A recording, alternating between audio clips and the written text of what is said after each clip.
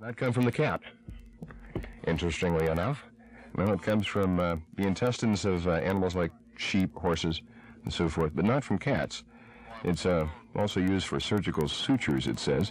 Apparently, it's related to the Dutch word katadarm, or anyway, it's spelled K-A-T-T-E-D-A-R-M, a Dutch word. The reason why it's called catgut is apparently uncertain, at least according to this dictionary I have in front of me. But the winner was John Bringelman. John wins a pair of tickets to go see the tennis spectacular.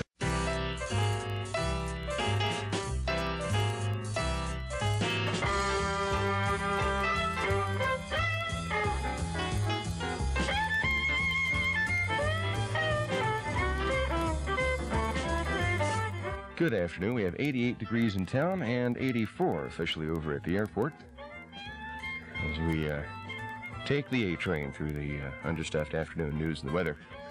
It was on this date in, well, today is the 9th of September, 9977. On this date in 1776, the term United States became official in a ruling of the Second Continental Congress. Charles Durant made early aviation history in the state in 1830 by flying in a balloon, hot air balloon, from New York City across the Hudson River to Perth Amboy, New Jersey.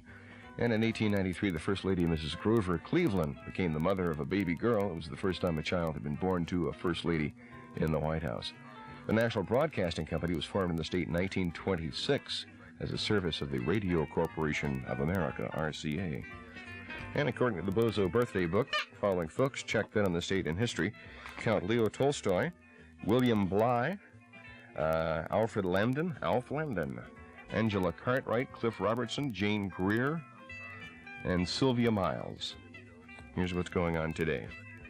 White House spokesman Jody Powell has chosen not to comment on a charge that the Carter administration concealed some unfavorable FBI information from the Senate committee, which voted to recommend Burt Lance as budget director.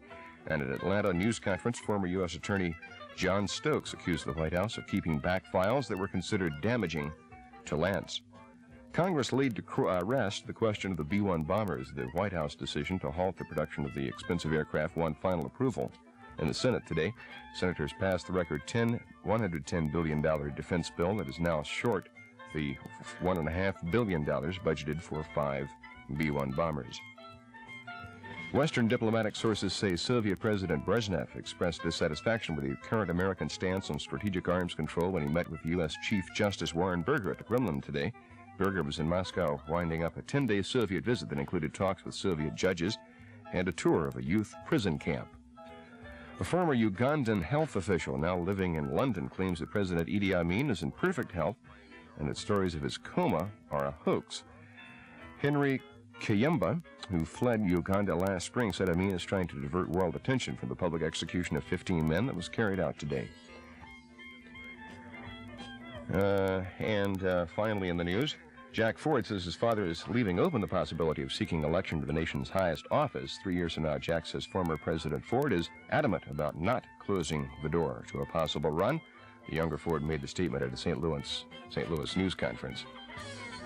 Of course, when Jerry runs, it's going to be a dangerous situation.